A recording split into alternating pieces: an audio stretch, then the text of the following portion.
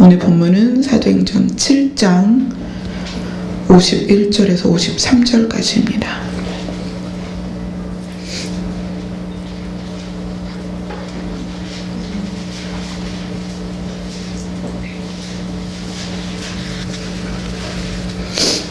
사도행전 7장 51절부터 53절까지 보겠습니다.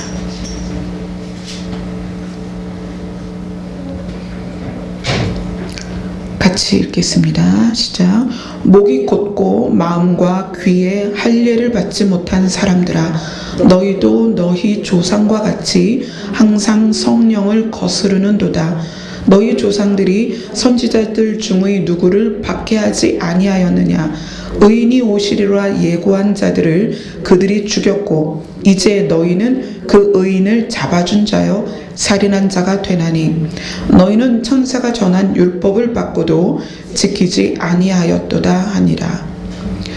자, 오늘 본문 요 세 구절은 스데반이 순교하기 직전에 한 모든 설교의 마무리 부분이에요. 마지막 부분입니다.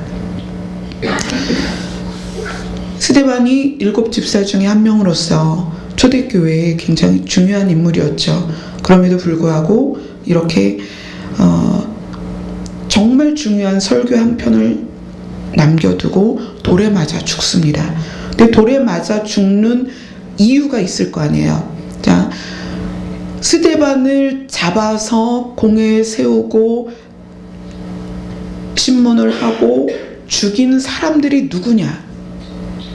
하나님을 잘 믿는다, 하나님의 말씀을 잘 안다고 하는 바리새인들이었고 제사장이었습니다. 바리새인들, 제사장들, 종교 지도자들, 하나님을 잘 알고 하나님을 잘 믿고 율법을 잘 지키고 율법에 능통한 사람들이 스데반을 죽였다는 거예요.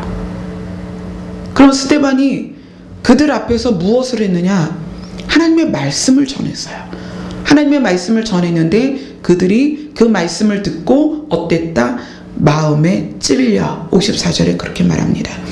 그들이 이 말을 듣고 마음에 찔려 그를 향하여 이를 갈거든. 도대체 뭐 때문에 그렇게 마음에 찔리고 이를 갈았을까요? 스데반이 그들에게 쭉 설교하고 마무리에 결국 그들에게 뭘 말하냐면 너희가 메시아를 죽였다 라고 이야기를 하는 거예요. 유대인들이 기다리는 메시아가 있었습니다. 유대인들은 지금도, 지금 2017년인 지금도 메시아를 기다리고 있습니다. 근데 이 시절에 예수님이 승천하시고 제자들이 복음을 전하는 이 시절에 이때의 유대인들은 예수님을 자기들의 메시아로 받아들일 수가 없었어요. 왜냐하면 다윗의 나라를 꿈꾸고 있었기 때문에 베들레헴이라는 그 조그만 동네에서 메시아가 났다는 것조차도 자존심 상하고 십자가에 매달려서 죽었다는 것도 자존심 상하고 그렇기 때문에 메시아를 받아들일 수가 없었어요. 그리고 이미 그들은 메시아를 자기들이 손으로 죽였기 때문에 더더군다나 메시아라고 인정을 할 수가 없는 거죠. 그런데 이 사람들에 대해서 스데반이 뭐라고 말하냐면 너희는 항상 성령을 거스른다 이렇게 얘기해요. 성령을 거스른다. 거스른다는 얘기는 물이 흘러가는 것을 어떻게 거꾸로 타고 올라가는 거예요. 연어들이 자기가 자기가 태어난 자리에서 바다로 나갔다가 다시 자기가 태어난 강으로 돌아가거든요. 그러려면 꼭 강물을 거슬러 올라갑니다. 근데 그때 그 받는 물살 때문에 온몸이 다 찢기도록 그들은 자기 태어난 곳으로 돌아가거든요. 근데 성령을 거스른다라고 스데반이 이야기를 합니다. 그러니까 우리는 성령이 도대체 무슨 일을 하시는가 그걸 알아야죠.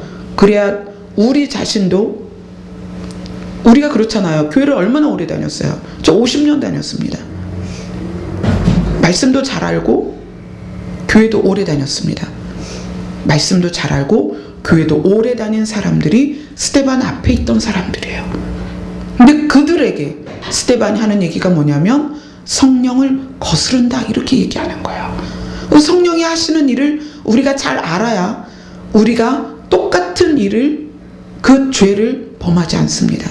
도대체 성령이 무슨 일을 하시는가? 자, 우리 고린도전서 한번 보겠습니다. 고린도전서 2장으로 갑니다.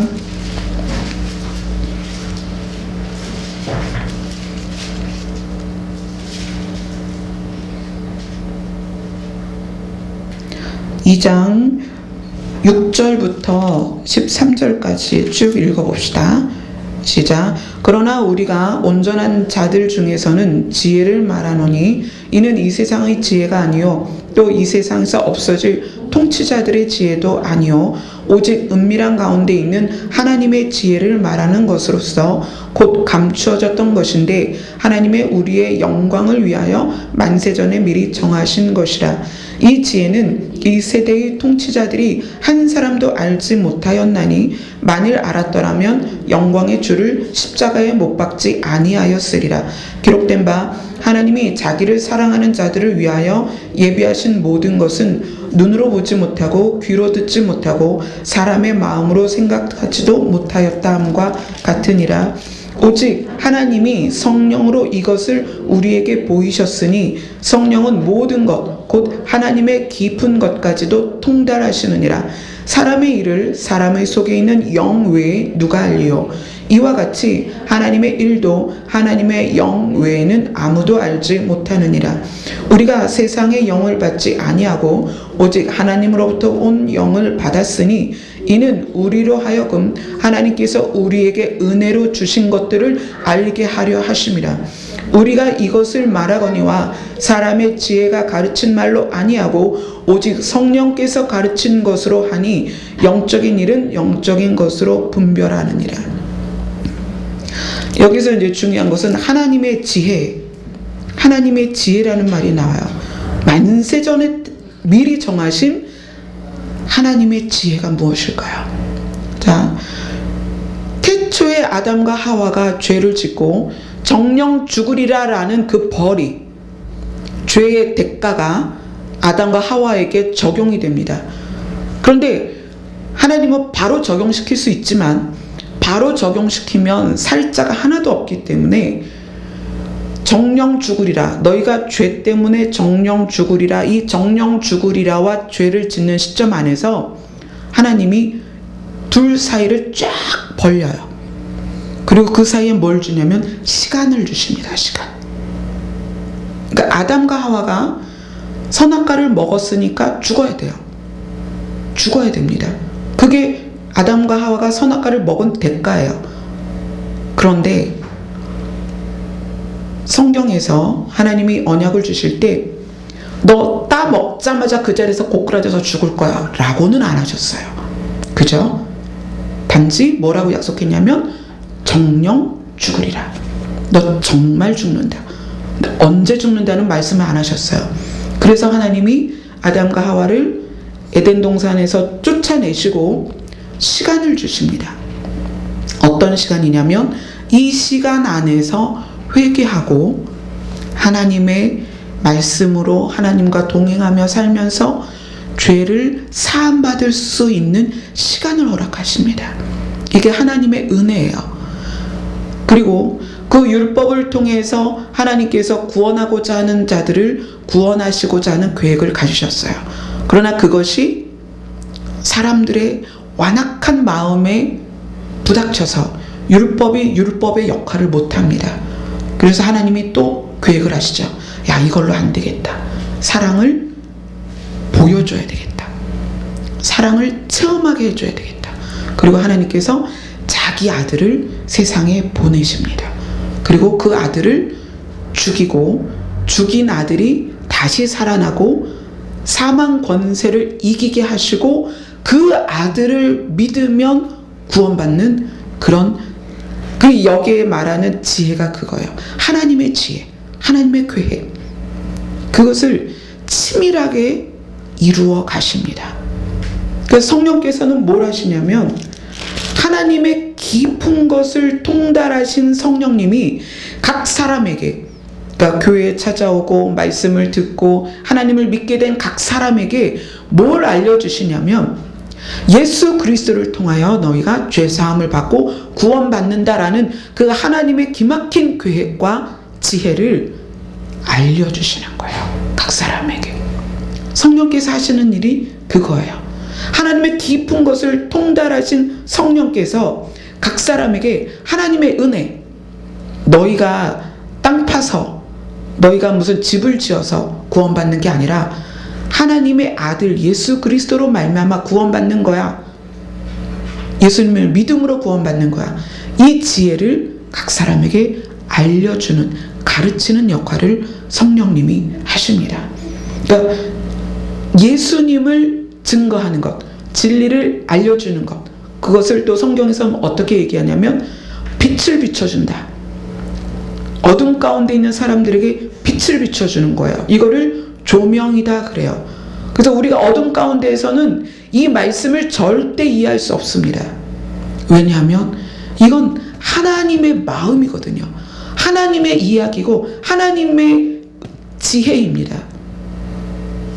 오늘 읽은 고린도전서 2장에서는 하나님의 지혜 이렇게 이야기합니다. 또 하나님께서 우리에게 은혜로 주신 것들 이렇게 얘기해요. 근데 이것을 육으로 알 수 있느냐? 육으로 알 수 없습니다. 우리의 육으로는 이것이 알아지지 않아요. 그런데 이것을 누가 알려주시느냐? 성령께서 빛을 비춰주셔서 그걸 성경을 조명해 주신다. 그 빛을 통해서 우리가 말씀을 깨닫게 되는 거예요. 그 성령께서는 결국은 우리에게 예수 그리스도 그분을 알려주시는 거고 예수 그리스도를 조명해 주시는 거예요. 그래서 우리가 그분을 통해서 구원받는 것, 하나님 나라로 가는 것, 죽기는 죽는데 우리가 하나님께 받은 그 시간 안에서 죄를 회개하고 육은 죽는데 영으로서 살아서 영원히 살 수 있는 그 길을 성령께서 우리에게 조명하시고 이끌어 가시는 거예요. 그게 성령께서 하시는 일입니다.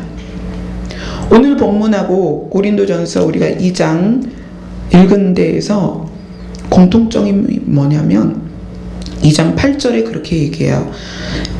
이지혜는 이 세대의 통치자들이 한 사람도 알지 못하였나니 알았다면 영광의 주를 십자가에 못 박지 아니하였으리라.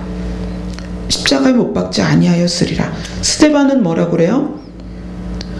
의인이 오시리라 예고한 자들을 그들이 죽였고 조상이 죽였고 너희는 그 의인을 잡아준 자요 살인한 자가 됐다.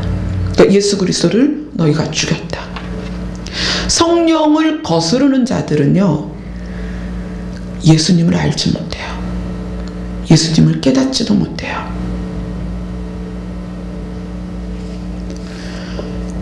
여러분들이 신앙생활 하면서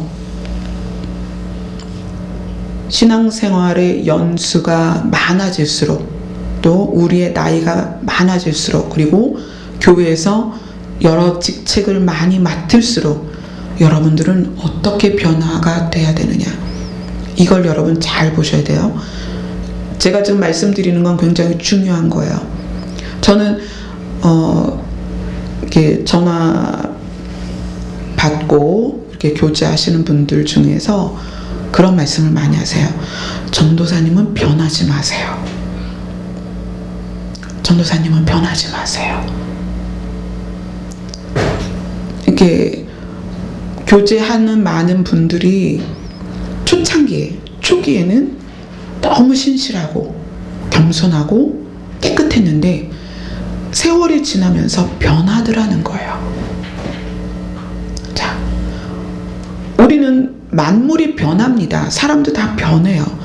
그런데 그분들이 저에게 요구하는 변하지 말라는 건 무엇일까요? 이게 오늘 본문에 나와 있는 성령을 거스르는 것과 굉장히 중요한 부분을 지금 매치를 하고 있는 거예요. 여러분이 교회를 다니고 오래 다니는데 점점 마음이 굳어지고 있다면, 점점 자존심이 세지고 있다면, 점점 교회에서 주장이 강해지고 있다면, 여러분 지금 성령을 거스르는 거예요. 왜냐하면 성령께서는 하시는 일이 예수 그리스도를 우리에게 알려주는 거예요. 하나님의 지혜. 정말 태초부터 이 아담과 하와를 만드셨을 때 그들이 죄를 질 것을 아시고 그들에게 가죽옷을 입히신 하나님은 그때부터 계획을 하신 거예요. 얘네들을, 죄로 죽을 수밖에 없는 얘네들을 살려야 되겠다. 그 치밀한 계획 안에서 성령을 통해서 구약을 지은 그 저자들에게도 끊임없이 오실 메시아를 조명했거든요. 그 다윗은 자기가 본 예수 그리스도를 직접 시에다가 적었습니다. 시편에. 많은 그 구약 저자들이 예수 그리스도를, 이사야에서도 그랬고 계속 적어 내려가고 있어요. 그건 뭐예요? 성령께서 이미 태초부터 하나님의 그 깊은 것을 통달하시고 알려주시는 거예요. 계속 그 마음에 조명하시는 거예요. 예수 그리스도를. 지금도 마찬가지입니다. 여기 문 열고 들어오시는 여러분들 모두에게 성령께서는 예수 그리스도를 조명하시는 거예요. 그럼 우리가 신앙의 연수가 많아지면 많아질수록, 우리가 교회에서 하는 사역이 많아질수록 우리는 어떻게 변해야 되느냐? 성령이 조명하신 예수 그리스도와 하나가 되어가야 돼요. 그게 아니면 우리는 지금 잘못 가고 있는 거예요. 성령을 거스르는 거예요. 성령을 거스르는 자들의 특징이 51절에 이렇게 나옵니다. 목이 곧고, 교만하다는 거예요. 목이 곧고 마음과 귀에 할례를 받지 못한 사람들아, 너희도 너희 조상같이 항상 성령을 거스르는도다.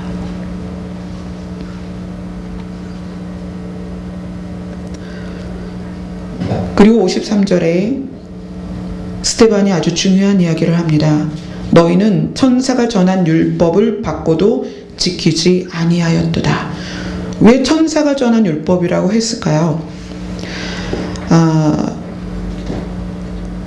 구약시대에는 이스라엘 백성들은 하나님이라는 존재는 너무 위대하고 크고 두려운 분이었어요. 그래서 이 구약에 보면 사실은 진짜 사람같이 생긴 천사들이 많이 등장해요. 그죠? 소돔과 고모라에서 롯의 가정을 꺼낸 것도 사람과 똑같이 생긴 천사들이었습니다. 그죠? 그래서 그 천사들을 알아보고 아브라함이 음식을 대접하잖아요. 또 만나는 사람들마다 천사를 보고 어떻게 해요? 엎드려 절했습니다. 무릎을 꿇고 엎드려서 고개를 못 들었어요. 그러니까 실제적으로 천사들을 하나님이 많이 이제 사용을 하셨어요. 그래서 생긴 부작용이 뭐냐면, 이스라엘 사람들이 하나님과 천사 그리고 자기들 이렇게 해서, 천사가 자기들을 돕고 물론 그렇게 하지만 천사를 숭배하는 사상이 이스라엘 안에 깊이 뿌리를 내립니다. 그러니까 천사를 숭배하는 거예요. 하나님은 너무 크시고 눈에도 안 보이고 하나님은 우리가 근접할 수도 없어. 그러니까 어떻게 해요? 천사를 숭배하는 거예요. 근데 또 실제적으로 성경에는 그렇게 써 있지 않지만 다른 성경에는 그렇게 되어 있습니다.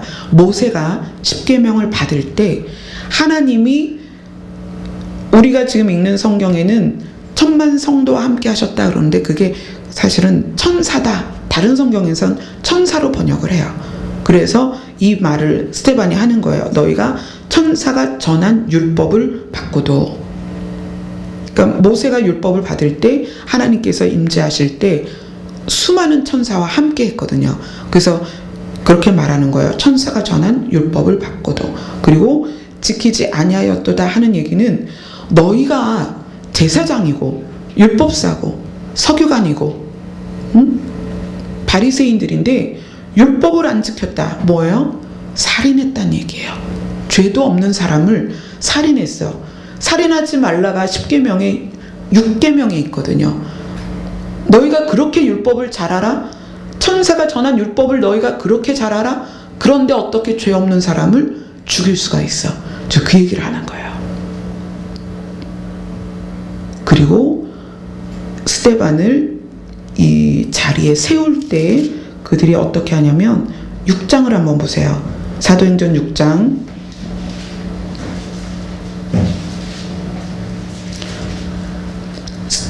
사도행전 6장 10절부터 15절까지 같이 읽겠습니다. 시작. 스데반이 지혜와 성령으로 말함을 그들이 능히 당하지 못하여 사람들을 매수하여 말하게 하되 이 사람이 모세와 하나님을 모독하는 말을 하는 것을 우리가 들었노라 하게 하고 백성과 장로와 서기관들을 충동시켜 와서 잡아가지고 공회에 이르러 거짓 증인들을 세우니 이르되 이 사람이 이 거룩한 것과 율법을 거슬러 말하기를 마지 아니하는도다. 그의 말에 이 나사렛 예수가 이곳을 헐고 또 모세가 우리에게 전하여 준 규례를 고치겠다 함을 우리가 들었노라 하거늘 공회 중에 앉은 사람들이 다 스데반을 주목하여 보니 그 얼굴이 천사의 얼굴과 같더라. 지금 스데반이 그 사람들에게 왜 너희는 천사가 전한 율법을 지키지 않느냐라고 말할 수 있는 근거가 뭐냐면 스데반을 잡아올 때 어떻게 했다? 거짓 증인을 세웠다는 얘기예요. 니네 이런 말을 들었다라고 공회에 와서 증언을 해라. 그리고 그 사람들을 매수를 합니다. 매수가 뭐예요? 돈을 주고 그 일을 하게 하는 거예요. 자, 보세요. 진짜 하나님을 잘 알고 율법에 능통한 사람이라면 거짓말을 할 수가 있겠어요? 없겠어요? 지금 10계명에 2개를 범하고 있는 거예요. 거짓말을 하고 있는 거예요. 거짓 증거를 하지 마라. 네 이웃을 해하려고 거짓 증거하지 마라. 지금 그거를 그대로 누가 한 거예요? 말씀을 가르쳐야 되는 제사장들이, 서기관들이 그 일을 지금 하고 있는 거예요. 그 스데반이 볼 때, 야, 너희 지금 하나님 믿는 거 맞니? 그래, 천사가 전한 율법을 너희들이 지금 내 앞에서 어기고 있잖아. 그래서 거짓말로 매수해서 증언을 하게 하고 그 다음에 죄 없는 예수님을 십자가에 잡아서 죽였고, 우리가 교회를 다니면서 성령께서 조명하시는 예수 그리스도가 내 안에 투영이 될 때마다 우리는 선하게 바뀌어야 돼요. 착해져야 됩니다. 교회 다니는 사람 반드시 착해야 됩니다. 물론 처음부터 되는 거 아니에요. 그러나 착해지려고 노력해야 돼요. 왜요? 성령께서는 우리에게 예수 그리스도를 조명하시기 때문이에요. 또 예수님의 말씀을 우리에게 조명하시기 때문이에요. 그래서 우리가 의롭고 정직하고 거룩하고 착해지고 이건 반드시입니다. 반드시. 그런데 제사장들이나 서기관들이 스데반을 공회에 세우면서 스데반을 죽이기 위해서는 이 정도쯤은 괜찮다고 생각하는 거예요. 거짓말하고 어떻게 해요? 또 예수 그리스도를 십자가에서 못 박아 죽일 수 있도록 그 모든 일을 꾸미는 것조차도 양심의 가책이 없이 그 일들을 행할 수 있었습니다. 그것이 어떻게 가능하다? 성령을 거스르면 가능한 거예요. 이 목이 곧고 마음과 귀에 할례를 받지 못했다는 것이 우리가 일상생활에서 어떻게 가끔씩 드러나냐면 내 느낌대로 행동하는 거예요. 내 느낌대로. 그리고 내가 생각하는 그것을 주장합니다. 강하게. 내 주장이 강한 경우에는 그것을 합리화하기 위해서 오늘 제사장들이 보인 일들을 거침없이 행합니다. 어떤 거예요? 거짓 증인을 매수하는 거예요. 내가 싫은 것을 피해가기 위해서, 또는 내가 싫은 사람을 넘어뜨리기 위해서. 자, 교회들이 소송에 많이 걸려 있습니다. 성도와 목회자 안에, 또 목회자와 부교육자 사이에, 또 성도와 성도 사이에 소송이 걸려 있습니다. 다 자기들이 잘했다고 하죠. 그러나 그 중에는 분명히 거짓말하는 사람이 있는 거예요. 그리고 법 앞에서도 두려운 줄 모르고 거짓말을 하죠. 왜 그럴까요? 제사장들이 정말 하나님을 알았다면 하나님 두려운 줄을 알아야 돼요. 그런데 이 교만이 왜 넘어짐의 앞잡이가 되고 패망의 선봉이 되느냐? 교만하면 말씀이 깨달아지질 않아요. 두려움이 없어요. 아까도 말씀드렸다시피 저에게 정말 사랑하는 마음으로 전도사님은 변하지 마세요. 제가 어제도 통화하면서 그 말씀을 들었어요. 그래서 늘 저는 생각합니다. 내가 지금 어느 자리에 서 있는가? 이것은 내가 교회 사역을 얼만큼 잘하고 있는가, 또 하나님께서 보내주시는 분들을 얼만큼 상담으로 잘 섬기는가, 그게 아니에요. 제가 살피는 건 제 마음입니다. 완고해지고 있는가? 교만해지고 있는가? 마음이 굳어지고 있는가? 저는 그걸 봐요. 지금은 은혜의 때입니다. 하나님께서 성령을 통해서 우리에게 한없이 은혜를 베푸시는 때예요. 근데 은혜의 때는 반드시 끝이 있습니다. 하나님께서 성령으로 우리를 돕는 시간이 끝날 때가 와요. 성령은 여러분의 양심을 계속 건드립니다. 양심을 두들기세요. 여러분의 양심을 자꾸 체크해야 돼요. 내가 완악해지는지, 내가 교만해지고 있는지, 내가 때로는 거짓말을 하고 있는지, 내가 때로는 이 제사장들처럼 나를 위해서, 내 뜻을 위해서 매수하고 거짓 증거들을 세우고 있지 않은지, 이런 것들을 봐야 합니다. 성령을 거스르는 자들의 결론은 무엇입니까? 예수 그리스도를 못 박는 거예요. 우리도 그렇게 될 수 있다는 얘기예요.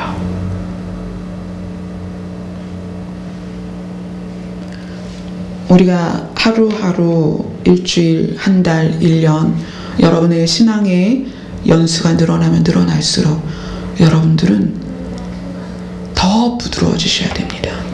진심으로, 겉모양이 아니라 그 마음이 진짜로 부드러워져야 돼요. 진짜 착해져야 되고요. 진짜 정직해져야 되고, 의롭게 되고, 진실돼야 합니다. 그것이 성령의 조명을 받는 사람들의 모습이고요. 성령을 쫓아 행하는 사람들의 모습입니다. 여러분들이 그것을 잃으면, 목이 곧아지고 말씀을 들어도 깨닫지 못하게 되면 여러분 정말 끔찍한 일이 일어나요. 여러분 손으로 예수님을 십자가에 못 박게 됩니다. 예수님이 다시 골고다에 올라가시는 사건이 생기는 거예요. 여러분이 신앙생활 하시다가 그런 길로 가지 않도록 늘 마음을 체크하고 내가 성령의 조명과 성령의 말씀하심을 잘 따르고 있는가, 그 말씀대로 살아가고 있는가 늘 살피시기를 바랍니다. 기도하겠습니다.